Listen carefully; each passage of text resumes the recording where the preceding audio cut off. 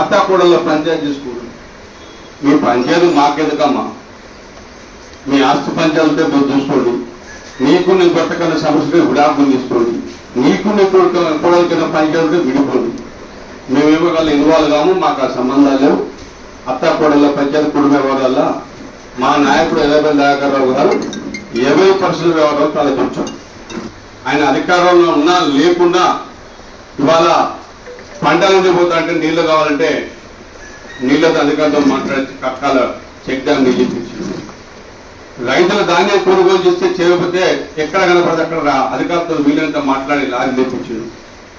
మా నాయకుడు గారు అధికారంలో లేకుండా ప్రజల మధ్య నుండి ప్రజల సమస్య పట్ల అవగాహనతో ప్రజల కోసం మేలు చేయాలని ఆలోచన తిరుగుతాడు. కానీ మీ కుటుంబం గురించి మీ పార్టీ గురించి మాట్లాడుతున్నాము.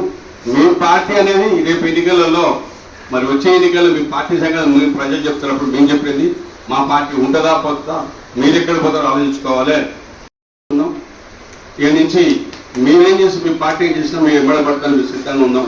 మీ వ్యక్తిగత విషయాలు మాకు అక్కర్లేదు. నీకు సభ ఇలా పత్రికా మాకు చెప్తున్నారు, దీనికి ఇంత చూసుకున్నామా, మమ్మల్ని ఇన్వాల్వ్ చేస్తూ మాకు సంబంధం లేదు. ఏదో నేను ఈగ వాళ్ళతో చూపిస్తాను, ఈగలు రోజు వాళ్ళతో ఎంతమంది చూపిస్తాను, నువ్వు వద్దని నేను ఈగ వాళ్ళతో. ఈ రోజు వరకు కూడా ఎమ్మెల్యే గారు ఎన్ని కల్లాలను సందర్శించారు, ఎన్నిసార్లు ఓట్ల కొనుగోలు కోసం సివిల్ సప్లై మీతో కానీ, జిల్లా కలెక్టర్తో కానీ, అడిషనల్ కలెక్టర్తో కానీ, మరి ఏ విధమైన ఆఫీసర్లతో రివ్యూ పెట్టి ధాన్యాన్ని అక్కడ దించారో చెప్పండి. ఇప్పటికి కల్లాలలో అవినీతి జరుగుతూ ఉంది, కాంట్రాల దగ్గర అవినీతి జరుగుతూ ఉంది, వార్తలు ఇవ్వట్లేరు. అక్కడ కల్లాల దగ్గర సరైన సౌకర్యాలు లేరు. ఈ నియోజకవర్గంలో సాక్షాత్తు ఇద్దరు, ఒక మహిళా రైతు, ఒక పురుష రైతు చనిపోయారు. మీరు ఏం చేసిరో చెప్పాలి.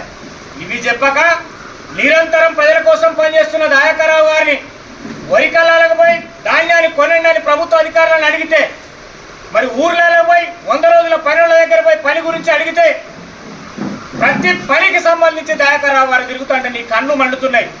ఎందుకంటే మీకు చేత కాదు, మీకు మాట్లాడరు, మిమ్మల్ని మీరు నమ్మే స్థితి లేదు, మీ మీదనే మీరు నమ్మరు. అందుకోసమే మీరు బాగా ఫ్రస్ట్రేషన్కు లోనవుతున్నారు, అభద్రకు లోనవుతున్నారు. మీ కుటుంబం మీద మీకు నమ్మకం లేదు, మీ పార్టీ మీద మీకు నమ్మకం లేదు, మీ నాయకత్వం మీద మీకు నమ్మకం లేదు, మీ క్యాడర్ మీద నమ్మకం లేదు, మీ మీద మీకే నమ్మకం లేదు. ఈ పరిస్థితిలో దయాకర్రావు గారిని నా ట్రిగ్గర్ దయాకర్రావు గారి వైపు, నా ట్రిగ్గర్ బీఆర్ఎస్ వైపు, నువ్వు ఉగ్రవాదివా, నువ్వు తీవ్రవాదివా, నువ్వు ఒక విదేశీ పౌరురాలుండి నా ట్రిగ్గర్ అంటే నా చేతిలో ఉన్న ఆయుధం దయాకర్రావు వైపు తిప్పుతా, దయాకర్రావు వైపు గురి పెడతా, బీఆర్ఎస్ పార్టీ వారికి గురి పెడతా, నీకు అన్ని గుండెలున్నాయా?